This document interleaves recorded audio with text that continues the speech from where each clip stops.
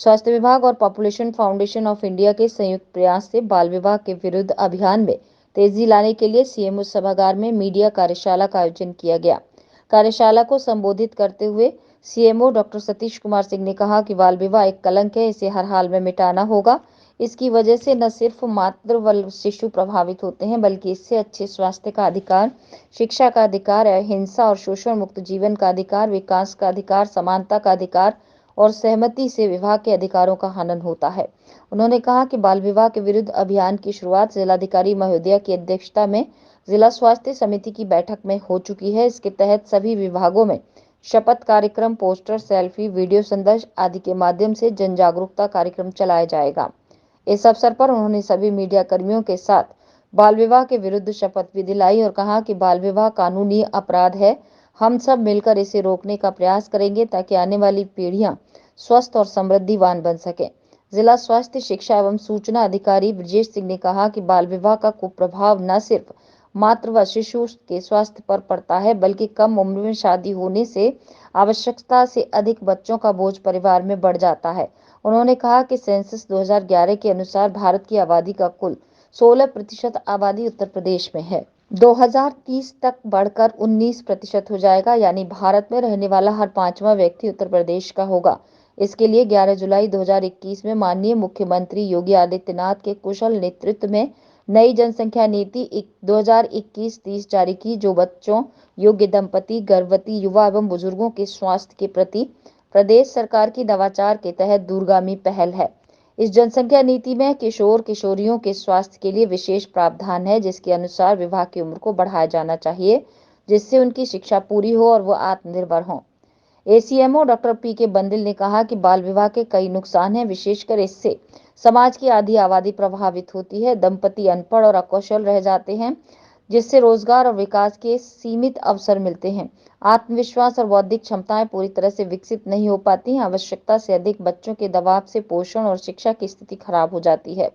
इसके प्रभाव से स्वास्थ्य के अन्य मानक पर भी गहरा प्रभाव पड़ता है। इसलिए आवश्यक है कि विभाग एवं समुदाय मिलकर इस विषय पर काम करें। बाल विवाह के लिए भारत में बाल विवाह प्रतिषेध अधिनियम 2006 है। इसके अंतर्गत दंड का प्रावधान है। इस अधिनियम के अंतर्गत 21 वर्ष से कम आयु का लड़का और 18 वर्ष से कम आयु की लड़की के विवाह को बाल विवाह के रूप में परिभाषित किया है, जिससे 2 वर्ष की कठोर कारावास की सजा या 1 लाख रुपए का जुर्माना या दोनों से दंडित किया जा सकता है। बाल विवाह प्रतिषेध अधिनियम 2006 का उद्देश्य बाल विवाह की रोकथाम, बाल विवाह में शामिल बच्चों की सुरक्षा और अपराधियों पर मुकदमा चलाना है। इस अवसर पर ACMO doctor Santosh Rana, RKS के जिला सलाहकार Rakesh Gupta, deputy CMO doctor Solanki, deputy DTO doctor Sandeep Mishra, Sarju Khan, जिला कार्यक्रम प्रबंधक एनएचएम मोहम्मद राशिद, जिला कम्युनिटी प्रोसेस प्रबंधक मोबियस फाउंडेशन के प्रतिनिधि Prabhat Kumar, population foundation of India से अभिषेक पाठक, बलवीर सिंह सहित जनपद के मीडिया साथी उपस्थित रहे। बाल विवाह जो है केवल हमारे लिए प्रथा ही नहीं है, ये कानूनी अपराध भी है।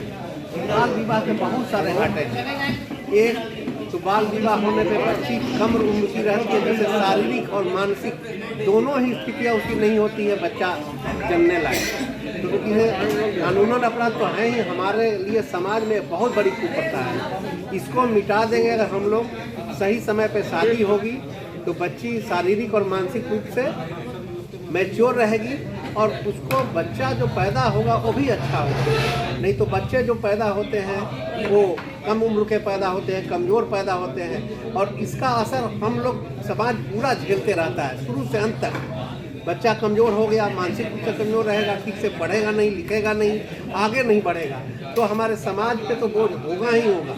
क्योंकि परिवार का बोझ ऐसा नहीं कि समाज और देश का बोझ नहीं हो, सबका बोझ है। इसको हम लोग तभी खत्म कर पाएंगे जब शुरुआत वहीं से करें। इसको लेकर एल्बेंडाजॉल को लेकर क्या बताना चाहेंगे आप खिलाने के लिए?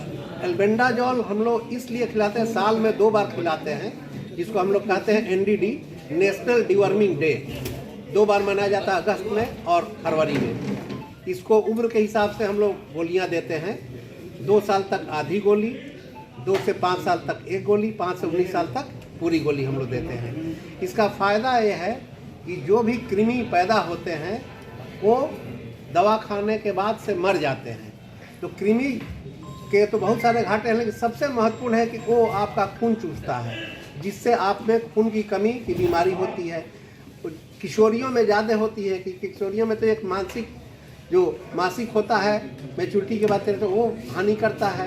दूसरे एडिशनल हानि है कि कृमि भी खा जाएगा और इससे उसको एनीमिया की बीमारी पैदा हो जाएगी, जिससे जो भी आगे होगा बच्चा जन्म चाहे जैसे भी एक उसके मौत का भी खतरा रहेगा और बच्चे का जो स्वास्थ्य रहेगा वो भी साल में 2 बार। कितने का लक्ष्य है इस बार? कितने लोगों को गोलियां खिलाने का लक्ष्य? संख्या तो एग्जैक्ट हम आपको देख के बता सकते हैं। संख्या कितना है? हजारों में होगी, हजारों लाख 19 लाख ये सारे स्कूलों में भी खिलाया जाएगा, प्राइवेट हो चाहे सरकारी हो, और जो बच जाएंगे उनको 5 फरवरी को खिलाया जाएगा। ठीक है।